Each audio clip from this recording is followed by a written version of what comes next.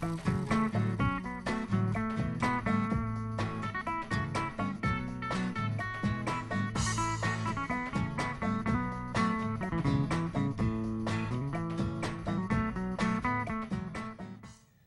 to Life on Maui. I'm your host, Stephen Freid.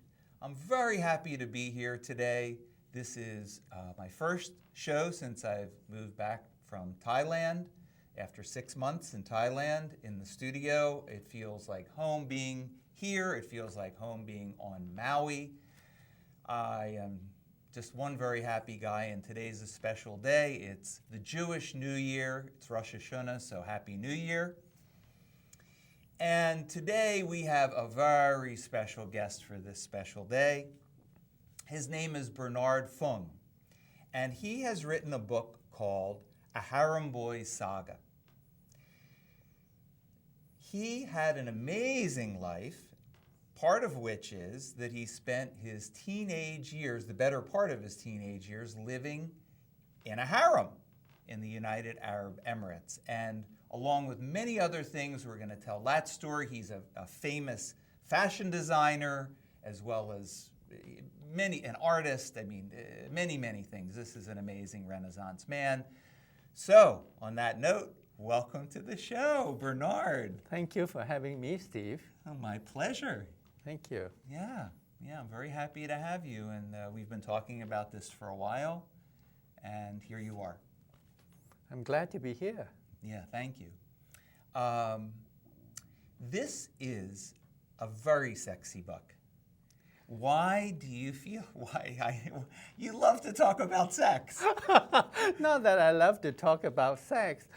I'm educated in the art of sensuality and sexuality. When I was in my younger teenage years, in my adolescent years. And it's natural. It's a natural part of life. So yes, it's okay to talk about it. I don't have any guilt about it. You're one of the very few. I mean, we all wish, as teenagers, that we had the kind of education you did. I mean, you had an amazing sexual education in the art of sex and tantra and everything like that. And I didn't plan to go into that kind of education. It just fell onto my lap, so to speak. Literally and figuratively. Yeah. That's right. So yeah, that's how your life unfolded. Yes, and I think there's nothing to be afraid of about sex. Sex is as natural as breathing. So it's better than going to war, don't you think? Oh, it sure does feel a lot better than that's for sure. That's for sure. And well, so your background, you grew up in Malaysia, right? Yes, correct. Talk about your upbringing. You've always been, and you've always known you're gay. Mm-hmm. You've been comfortable with that. Maybe your father wasn't always comfortable with that, but you've been comfortable with that. And even the dedication in your book says something like to sissy boys all over the world or something. Talk about your childhood in Malaysia and how that was for you. I was born in Kuala Lumpur way back when. I won't tell you how old I am. Okay. But, my parents were very wealthy at that time. Unfortunately, my dad lost it all. By the time I went to art college. So during the 50s, my parents was going through a rough patch.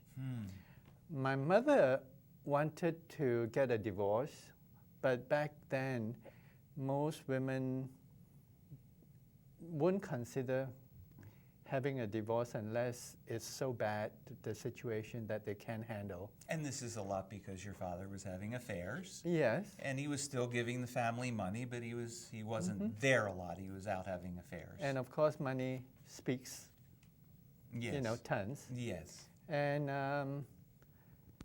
my mother loved me very much, and I still dream about her, even though she has passed on.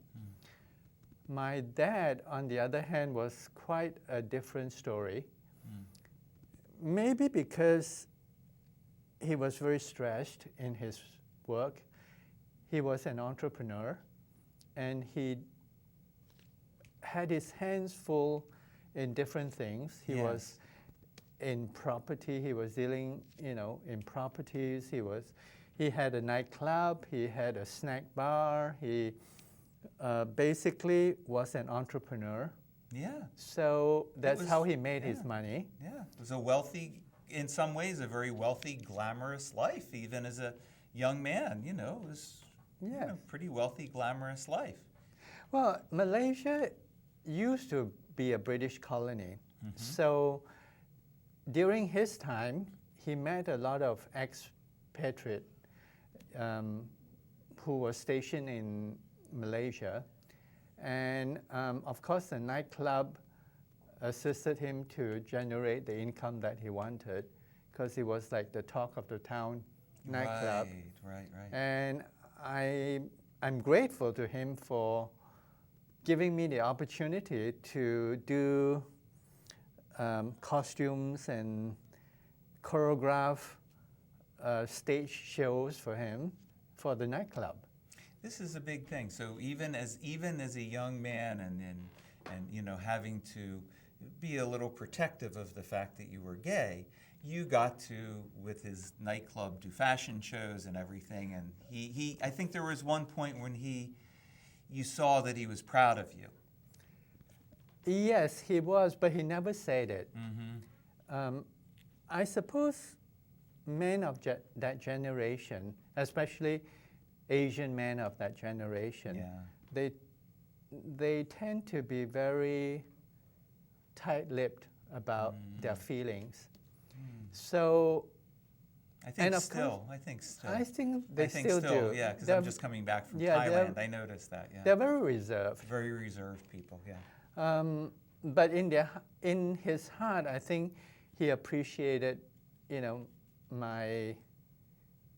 my God-gifted talent. Yeah. It's just that he couldn't come to grips with having a gay son. Right. Well, that's not unusual for that generation, even in this country.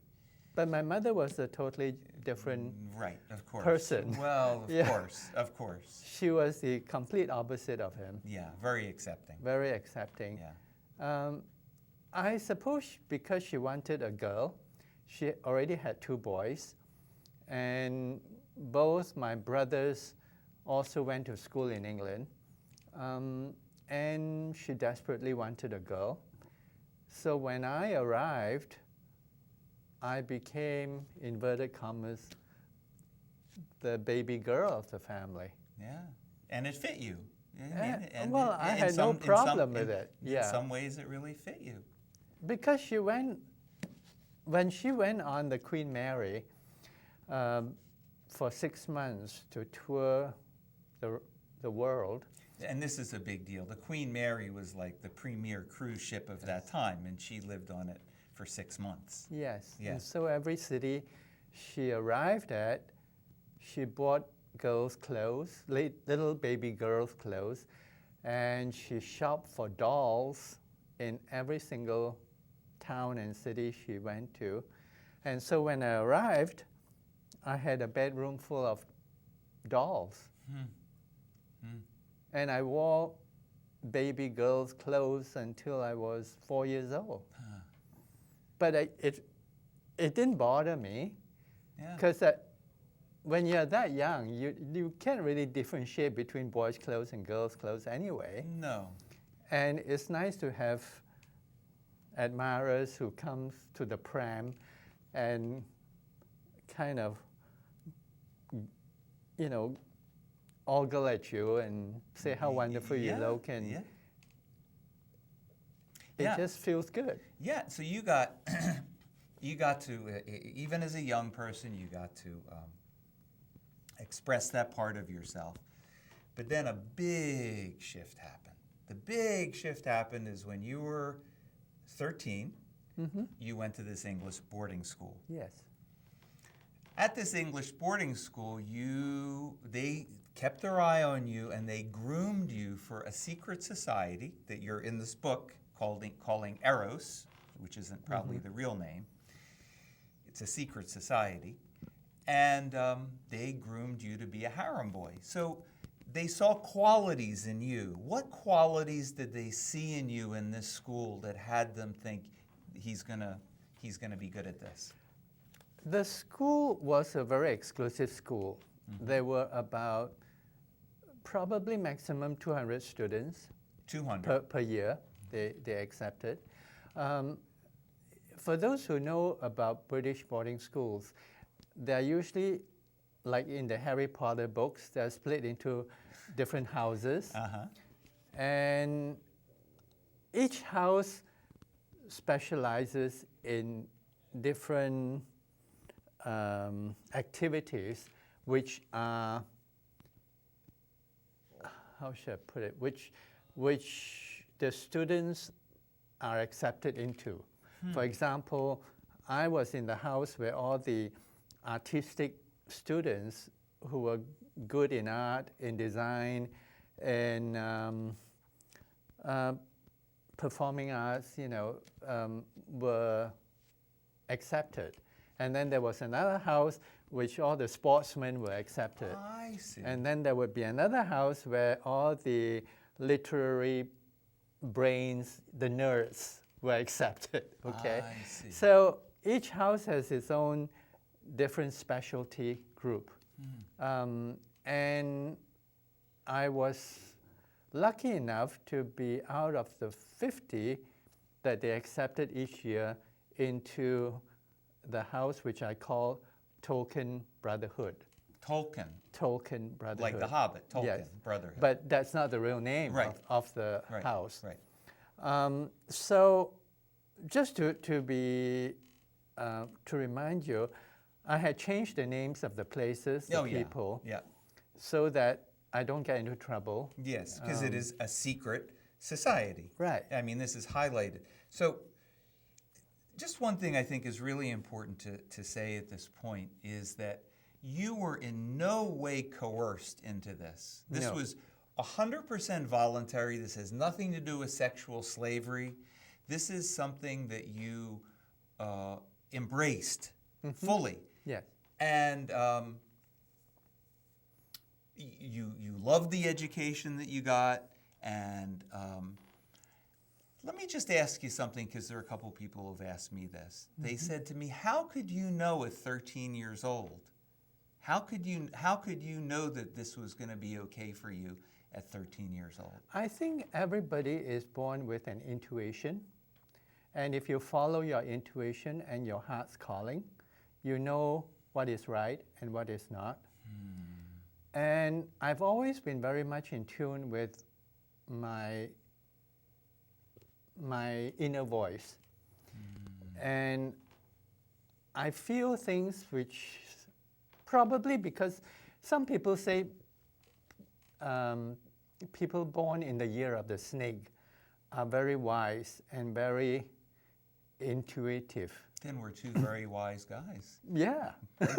Both year of snake. So, besides, I was given a lot of explanation of what would happen if I go into the secret society. The headmaster informed us, and besides we call them our big brothers, which Right. is our chaperone, during the course of our studies, be it in the harem or at the boarding school, each boy was allocated a big brother to be more like a bodyguard and a mentor. So when we were selected, we were told what exactly we would be in for. So we knew what we were going in for. We weren't just thrown into deep water, so to speak. No, and your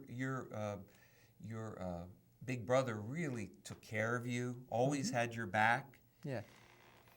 And It's part of their job because it's part of their job. they have to go through a year of training to become a big brother before they can even be considered, for the position. Right. But you had one of your main love affairs of your life is with Andy, Yes. your big brother, and this was really, I mean, you had been infatuated, but this was really a big thing for you. I think he was more infatuated with me than I was with him. Uh-huh. Although, as the relationship developed, it was mutual to begin with. Yes. But I think my feelings for him deepened as the relationship got further. Yeah. And you guys really experimented. I really want to say that this book. Why don't you hold up the book? This is the book. Hold it over here. This is the book that we're talking about. It's called A Harem Boy's Saga, and it's a big, thick book. It's as you can see, it's 600 pages long, but it's short chapters, and the words are pretty large. And the words are large. So let's come back to this conversation. I just wanted people to see the book. So you guys experiment a lot with sex. There's a lot of hot sex in this book. So this is not for the faint-hearted, even though, I mean, it's very lovely the way you describe it. And even though I'm strongly hetero, I mean, it's very erotic. And I would say it's more romantic than it is romantic. than just sex for sex sake. It's not like that. Training is, but it's not. Because whoever we encounter in the harem, it was a mutual consensual sex. Always. Always. Always. I can always say no. Yes. Whoever is a member of the household will have to back off because otherwise the household will be blacklisted from the secret society. So it's a matter of either you obey the rules and regulations or you get kicked out. And let's talk a little bit about, paint the picture for people, because when you say households, I don't want them to think this is like a little house. No. This is amazing. We're talking about yachts and jets and Rolls Royces and Bentleys and Maseratis and Ferraris. I mean, so talk a little bit about that. The opulence is unbelievable. Well, like most wealthy elite Arab households, they are not like houses that we know of. Right. They are mansions, and they're palatial mansions. Right. The 6 households that I've been in service with, each household have acres and acres of land. And there are usually 2 separate buildings, one for the males and one for the females. Right. And in most Asian societies, not just the Arab societies, but most Asian societies, their households consist of a lot of people. There are relatives of the wives of the, we call them the patriarch, or the master. So like in the first household that I was stationed in, I call it the cos. The Hadra, which is the patriarch, is an honorary term that I refer to him. He had 4 wives. So each wife within the female household or harem. And there's a big wall between. Yes. Yeah. Well, there's a huge swimming pool between the 2 complex. So each wife have their own suite of rooms.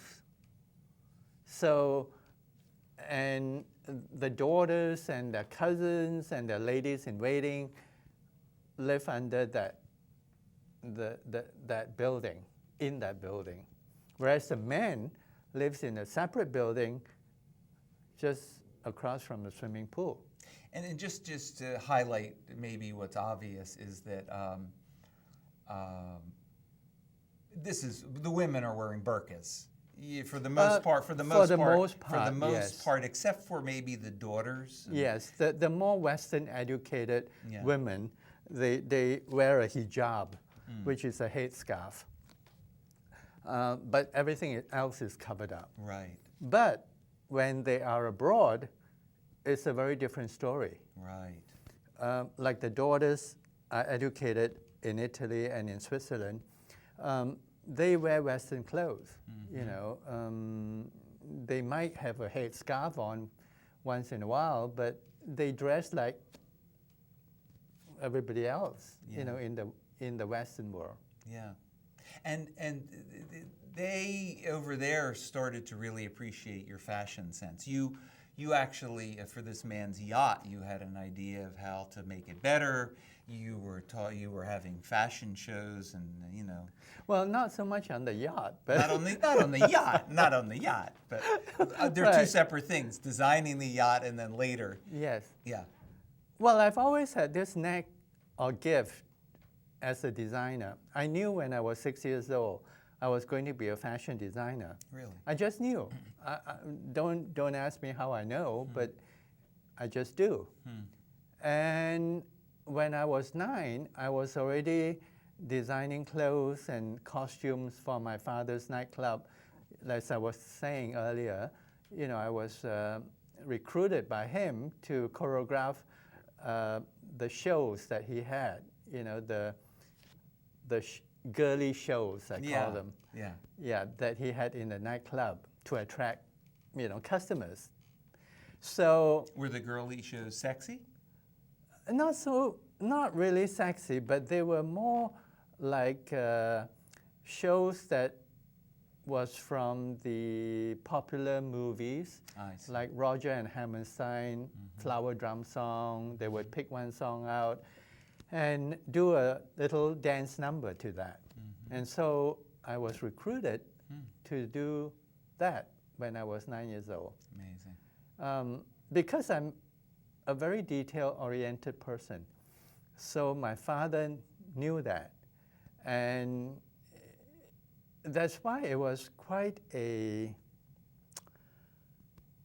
contrary that here he had this gay son who is extremely, you know, creative. But on the one hand, he wants to butch me up and get me to do all this judo, karate. Well, this is a big part. He's trying to get you to take martial arts. He wants he wants to butch you up. Yeah, right. Right. Yeah. And it kind of backfired. Yeah. Because when I'm in the classes, I was looking at the boys. Right. More than doing the actual karate chops or the judo throws. Yes. So most of the time, after 2 or 3 lessons, they'll pull me out from the class. Because they could see what direction it was going. Yeah, it wasn't going the way they wanted it to go. Well, rather what he wanted, the way he wanted it to go. Yes. So I just want to fast forward a little bit. First of all, the artwork at your home is gorgeous. Talk about detail. And you had a, I'm just fast forwarding many years, then we'll come back to the Harem Boys story.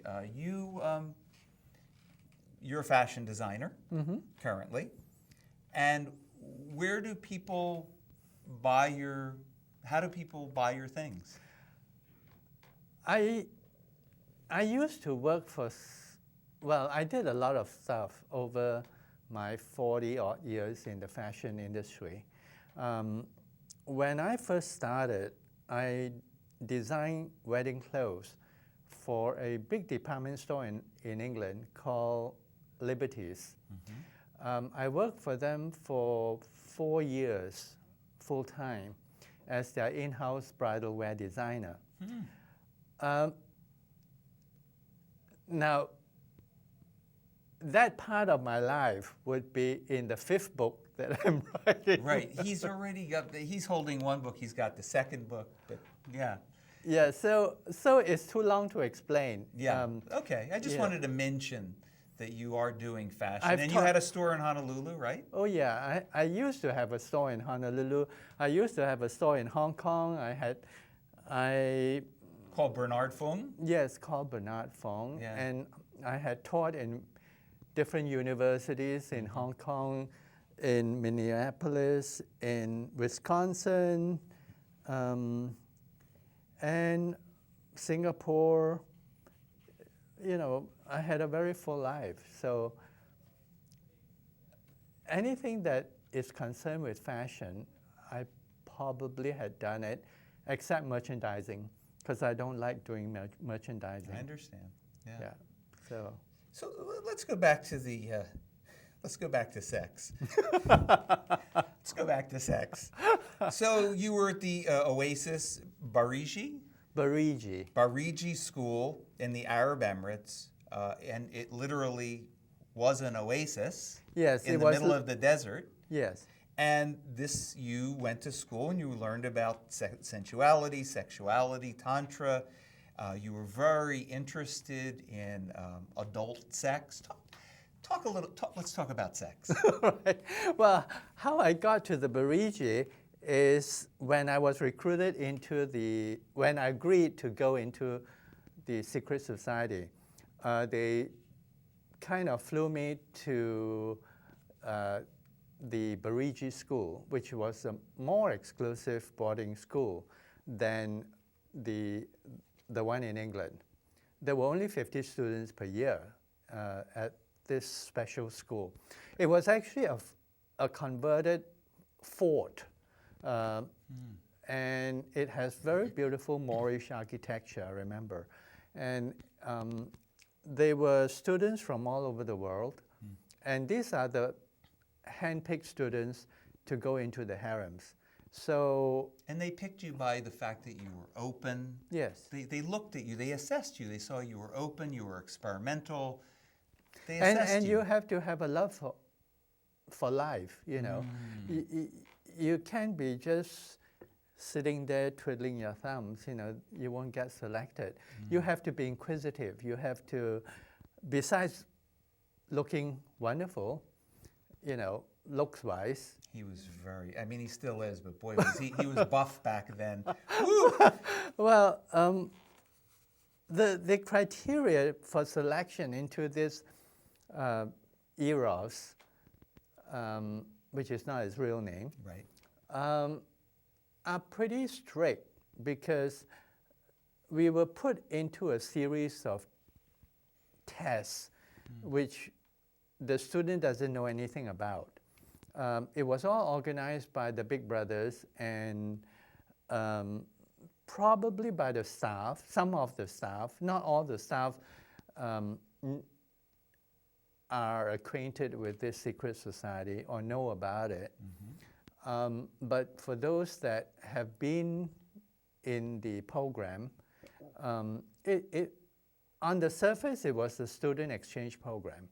Really, it was it was an educational program, sex apart, okay? Yes. Because we did get to travel to many, many interesting places, and we learned a lot. And the actual education factor was very high quality. Right. Yeah. Mainly because the households that we service, they are very elite, and so they travel a lot. Yeah. In their private jets, in their private yachts. And as part of their harems, we tag along, so to speak. Yeah, and they really, they really liked you. You know, they really liked. So there are two things I'd love if you could touch on. One is, what were the tests? What were the tests? What were the tests? And the second thing is, talk a little bit about how the harem, the masters of the house would summon you. The tests and that. When I was being groomed by my big brother, I called him Nicky. Nicky set up situations that, because he was like with me 24 hours, and I could confide in him in almost anything. Well, literally everything. Everything. Because I was away from home, I felt homesick, so he became my guardian. Yes. So he kind of knew my character and my personality. That's when he starts observing whether you have the potential to be groomed for the harem. Now, out of the 200 students, not every boy gets to go to the harem. They only select 5. It's an all-boys school. So they only select 5 boys each year to go into the secret society. And not all the boys know that there's such a thing that goes on in the school. So he would set up situations like he would try and create a scenario where if I would run away, if he starts touching me. Yes. But I already had strong feelings for Nikki. It's very difficult not to, because he's so handsome, and boys and girls fall for him. He's 18 years old. He is this charismatic person. Who in their right mind would not fall in love with Nikki? Yeah, I mean, the way you portray him in the book, he's very charismatic. And when he approached me, I felt special. I felt like, why me? You know, what's so special about me? He can have anybody he wants. And so I didn't run away from the situation. But they also introduced a lot of other, it wasn't just Nikki. Sometimes they'd bring in a third person. Right. I mean, this was all to test your flexibility, your openness, because sometimes something would happen completely by surprise. Yes. And if in other people's character, they might freak out, they might get uptight. So they were really looking for someone who was open. And Yes. you were open and flexible. Right.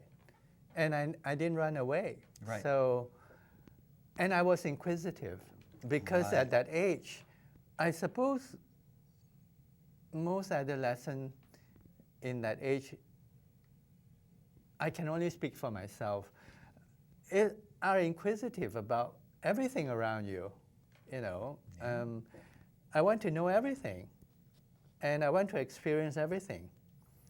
And that is the kind of character they look for to groom you into the harem, because you're not afraid, you are experimental, you are open, and it's just that I didn't run away from any of the situations which some people might feel uncomfortable in. Yeah. Oh, yeah. I didn't have any hang-ups, okay? No, that came across loud and clear. And then later, this all got very, some of the situations you found yourself in, these are very, very wealthy men. And, also to mention, they gave you very extravagant gifts. After you had some experiences with them, they would gift you very generously. Right. But some of the things, that they were involved in might have been a little, you might call kinky. Well, I know this is a very controversial topic. Yes, that's why I want to talk about it. Because a lot of people think that when you are 13 or 14 years old, you can think for yourself. But that is not true, because that's why when they select the boy or the girl that goes into the harem, he or she has a very strong personality. Like, for example, again, I can only speak for myself. I already knew what I wanted in life. I knew what channel I would take to get it. I was very ambitious, and I could think for myself, mainly because I was away from home, I had to think for myself. Yes. You can't be pampered, you know. Yes, we were pampered by our big brothers. They looked after us, but they encouraged us to think for ourselves. Yes. Instead of relying on other people to think for you. Yes. And when you have that quality within you, that's where it's one of the major plus where you would be selected. Yes. Oh, no, I agree. But let's get back to the controversial thing. Okay. Some people might think that this is underage sex. Right. I mean, let's say we're talking about some bondagey kind of stuff and all kinds of interesting things, but it's done very nicely. Yes, it's not so black and white like that. Yes. I'm not accosted to do this. Yes. I wanted to clarify. Right. That. Yeah. There's a difference between pedophilia and pederasty. Pederasty is maybe a more mature person who loves a boy, Yes. but is consensual. It happens in the Greek society, in ancient Greek society. That's how this program is basically based on. Now, pedophilia is when an older person forces a boy or a girl to do something that he doesn't want to do, and you're practically raping that person. Yes. Now, that is very different than if the boy or the girl say, yes, I like you, and I will do this with you. Yes. It's a whole different scenario. Yeah, I'm very glad you differentiated between those two things, pederasty and pedophilia. Very, Yes, very, very different. it's very different. And pederasty has been in cultures for Yes. millennium. And In and I mean, even in many traditions, boys are considered men when they're 13. In Jewish religions, one, and many. And especially in the Arab society, when a boy hasn't grown a beard yet, say when he reaches 16 years old, he starts growing a beard, then his role becomes different. He's no longer what we call, or what they call a bashabasi. A bashabasi is a beardless boy. So when you're a beardless boy, you are categorized as temporary female. So in book 2, I talked about being summoned to dance for this group of wealthy men in my second household. And they would shower us with dinars, the Currency. Yeah, the currency. So, and they would bid for us. Now, it's all done in a very light-hearted manner. It's not like, like in prostitution where you're forced to do it even if you don't want to do it. It was very lighthearted. And that comes across in the book. It is. It's very lighthearted and respectful. And respectful. I think that's a very important word. It's actually respectful. And my highest bidder happened to be a Bahrainian prince. So I didn't know that at the time. He was a guest of the second household patriarch. And in fact, he quoted a verse from the Quran that I can't remember exactly the verse, but there is certain verses in the Quran that when a person dies and go to paradise, they are served by young men as fresh as pearls, And if you happen to be heterosexual, you are served by E.R.O.S, which are playmates in Allah's paradise. It sounds good to me. I'll take two. They are virgin playmates. Right. Okay, Yeah. it's true. Yeah. I'm not, No, you're not making this up. making this yeah, up. Yeah, I know. It is actually mentioned in the Quran. Yeah. So, in that aspect, I suppose it's only. Now, I want to make something very clear that when people think about Islam, they obviously jump to the conclusion of the extremist kind of Islamic faith, Right. which has nothing to do with the teachings, of the Islam religion. Right, the Quran. Right. It's just like the Crusades, basically has really got nothing to do with the Christian faith. Right. The actual teachings of, the Quran, just like the Bible, are all good. You don't go around killing people, right? Right. So, in that aspect, I suppose the only thing I could compare would be the Catholic Church. Mm-hmm. I'm not, please don't get me wrong, I'm not poo-pooing the Catholic Church at all. Right. Okay, it's just that there are certain factors in human power grabbing Yes. No, relationships, yeah. which has nothing to do with the original teachings of Christ or Gotcha.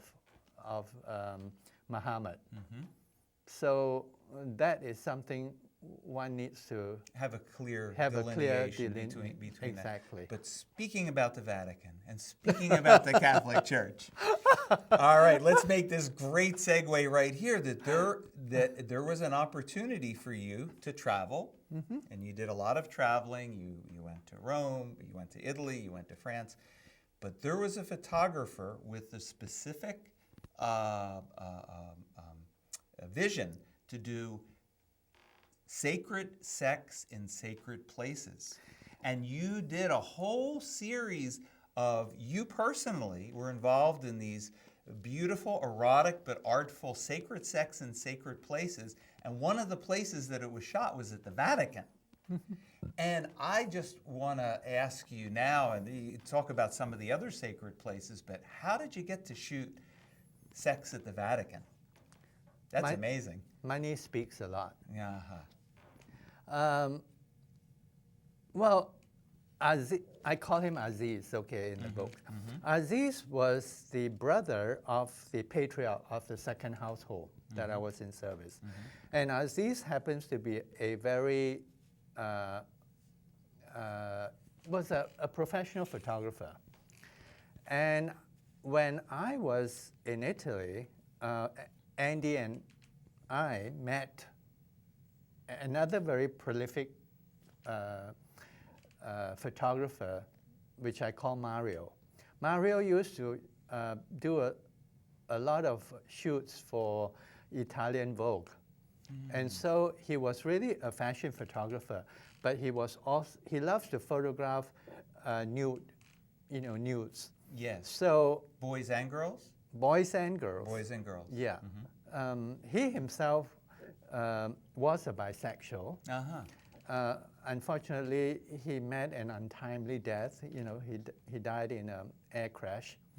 So anyway, Mario was a wonderful person, and he and Aziz recruited me as an apprentice because they knew I was creative and I'm willing to learn. So they recruited me and Andy as their apprentice and also as models for this shoot. So we would go around to all the basilicas, the cathedrals, the mosques, the Synagogues. synagogues, the Buddhist temples, and And shoot a very erotic, sensual photography. exactly. Yeah.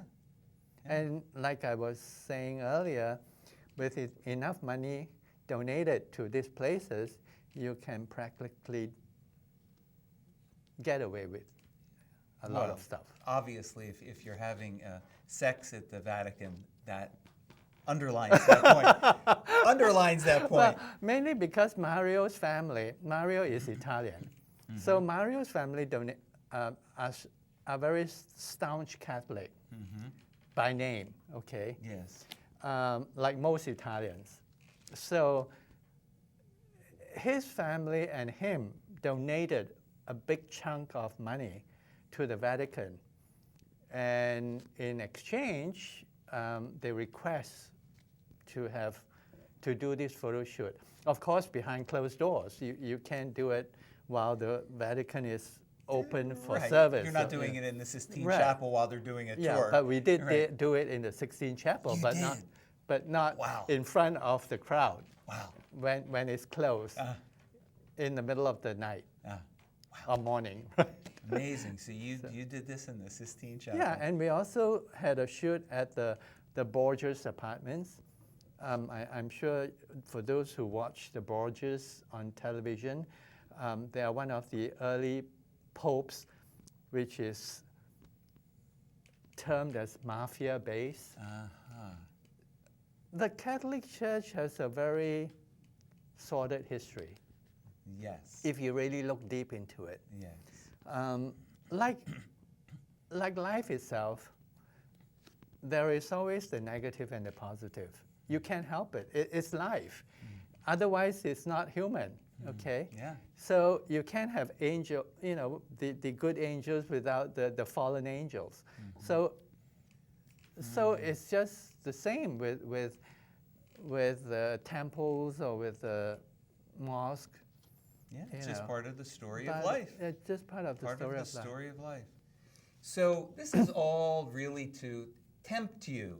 This is really to tempt everyone to get this book. This is a Harem Boys saga, and if you look when it's under his name, you'll see a website, haremboyssaga.com, Yes. and that's one of the places where people can go Right.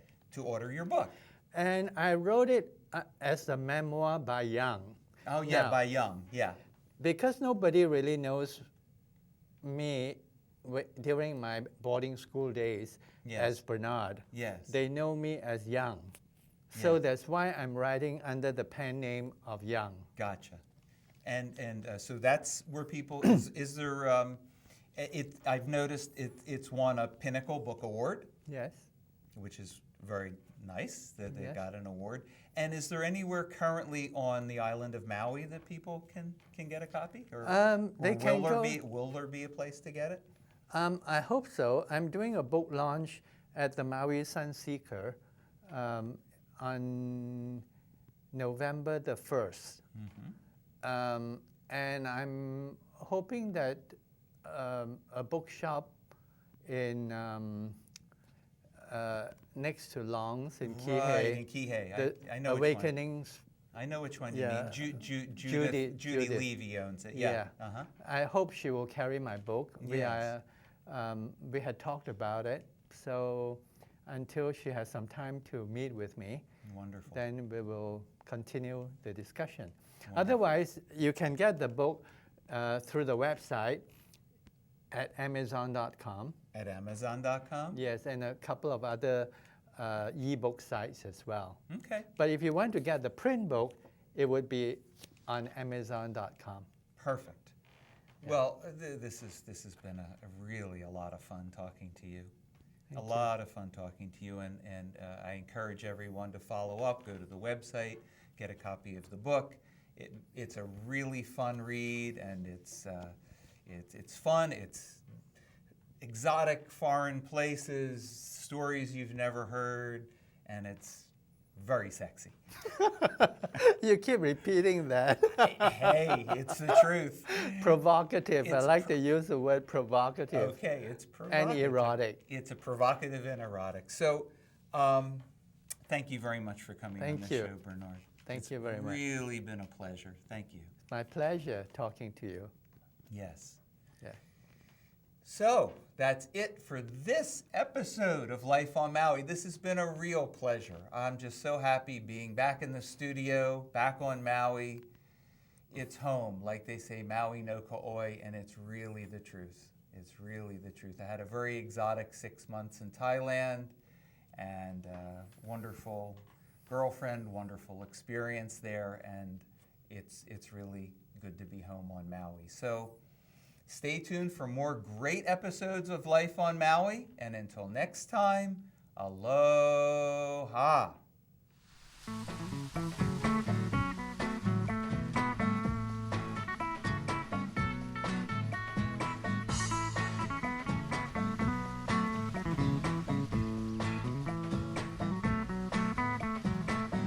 Call me crazy, but I'm never giving up my dreams. No matter how far away they seem, maybe crazy is